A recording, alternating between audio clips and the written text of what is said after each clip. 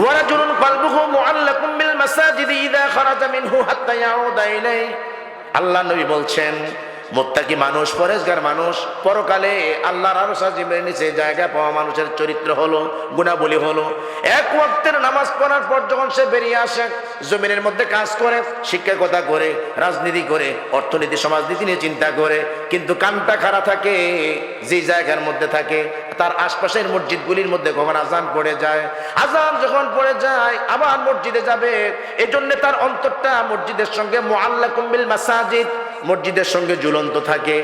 এমন বহু মানুষ সমাজের মধ্যে আমরা দেখি, আজান হলে পরে মসজিদে চলে যায় আরেক রাকাত কি আরেক ওয়াক্ত পড়ার জন্য, আবার যখন বেরিয়ে আসে অন্তরটা তার মসজিদের সঙ্গে ঝুলন্ত থাকে।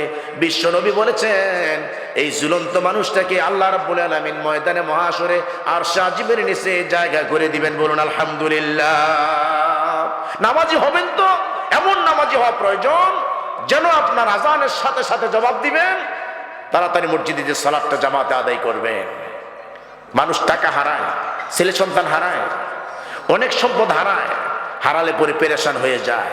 আমরা আমাদের এই ছোট্ট জীবনে আমাদের কিছু মুরব্বীদের, আত্মীয় স্বজনের এবং আমরা যারা মসজিদের সঙ্গে খেদমতে ছিলাম, কিছু মানুষকে আমরা দেখেছি আমাদের জীবনে যারা এক ওয়াক্ত নামাজ ছাড়বো তো দূরের কথা, যদি এক ওয়াক্ত নামাজের জামাত তো ফৌত হয়ে যায়, জামাতও যদি নষ্ট হয়ে যায়, জামাত যদি ধরতে না পারে, ওই মানুষটা যেন কিছু না কিছু হারিয়ে ফেলছে এমনি করে পেরেশান হয়ে যায়।